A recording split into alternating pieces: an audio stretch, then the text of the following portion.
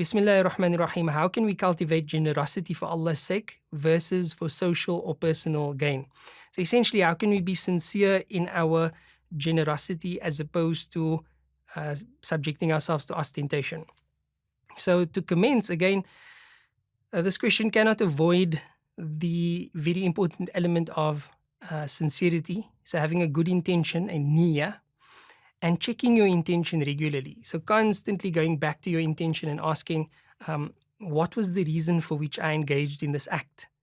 And am I still being true to that initial intention? So it's good to renew your intention regularly. Secondly is to be aware of the dangers of riya and sum'ah. If you don't understand the mechanics of ostentation, now, when it comes to the mechanics of spiritual elements, there is no other science that deals with it except for tazkiyah.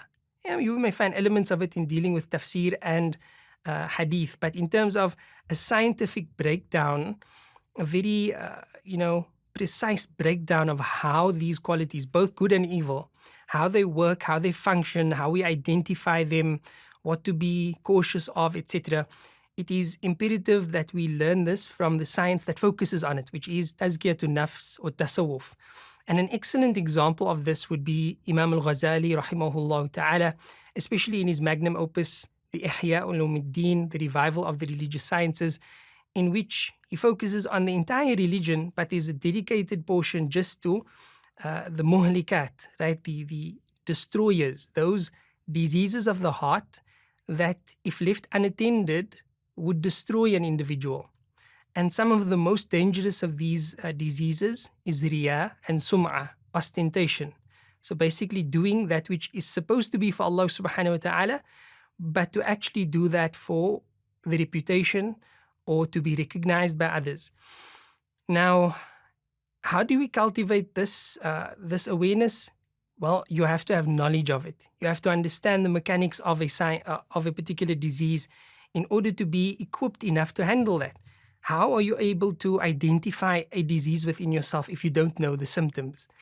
How are you able to cure yourself of a disease if you don't understand, number one, how it works, and number two, what the cure is for that disease?